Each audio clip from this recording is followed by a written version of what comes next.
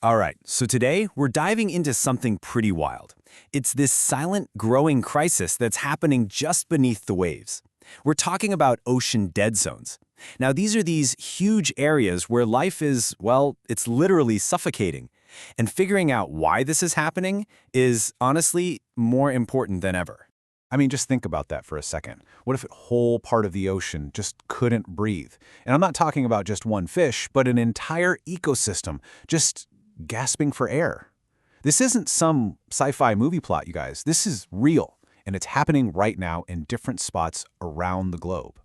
It's a process that's turning these vibrant, lively marine habitats into basically underwater deserts.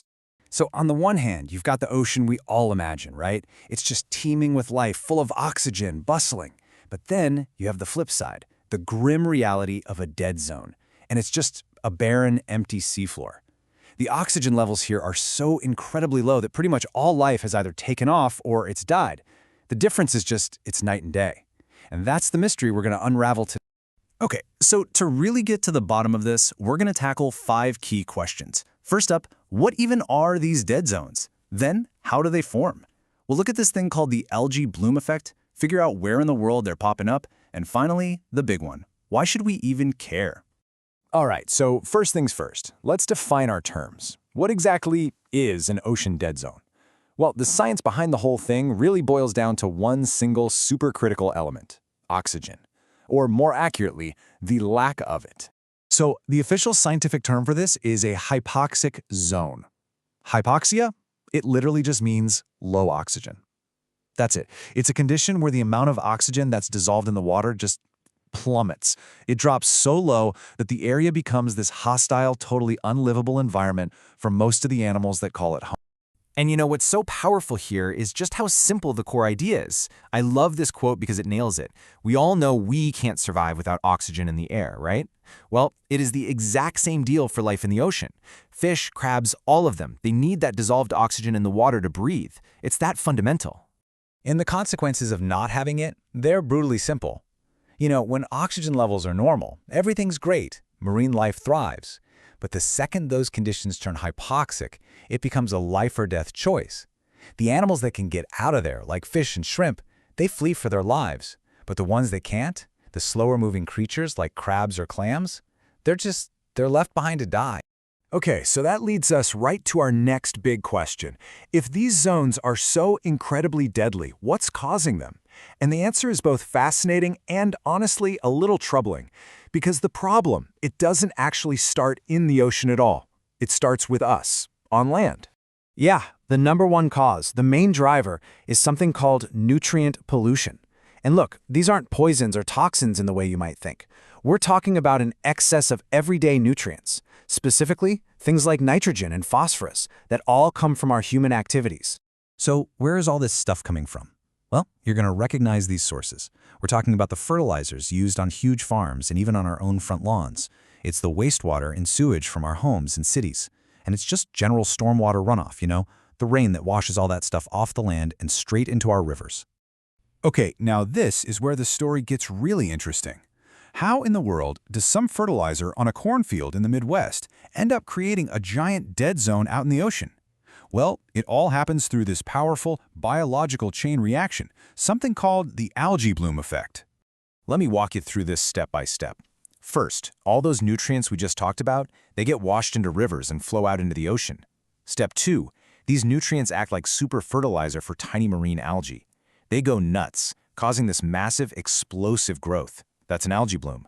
Step 3, eventually this huge bloom of algae dies off and all of it sinks down to the seafloor. Now step 4, a ton of bacteria show up to the party to decompose all that dead stuff. And here, this is the final critical step. Those bacteria, while they're breaking everything down, they consume a ton of oxygen. They literally suck it right out of the water. And boom, you've got a dead zone. Okay, so now we know what they are and how they form. The next logical question is, where is all this happening? Is this just a rare freak thing? Unfortunately, nope. Not at all. This is a problem that's both global and local. Seriously, these hypoxic zones have been found in coastal areas all over the planet. We're talking Europe, Asia, the Americas. Pretty much anywhere you find large rivers draining land that's heavily populated or used for agriculture, you've got the perfect recipe for a dead zone. And to make this less abstract, let's talk about a huge example. One of the world's biggest and most studied dead zones forms every single summer right in the Gulf of Mexico. And where does it get its fuel? From all those nutrients flowing down the massive Mississippi River, carrying runoff from farms and cities all across the American heartland. So, when you look at all the data, a really clear pattern emerges. These dead zones almost always pop up near the mouths of big rivers, along coastlines with a lot of people, and basically in any spot where human activity is really concentrated. The connection is it's undeniable. Which brings us to our final, and maybe the most important question of all. So what? Why does this even matter?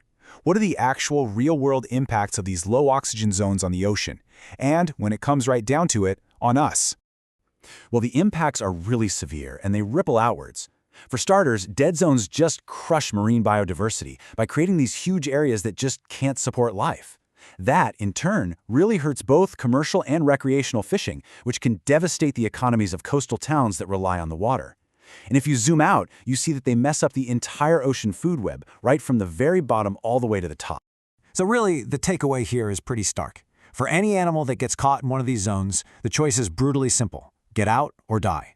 It's a fundamental disruption of the ecosystem, like a forced evacuation on a massive, massive scale. Okay, so let's do a quick review of the big points. 1. Dead zones are basically areas in the ocean with dangerously low oxygen. 2.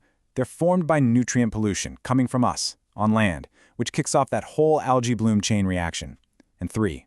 The end result is that they make it incredibly hard for ocean life to survive.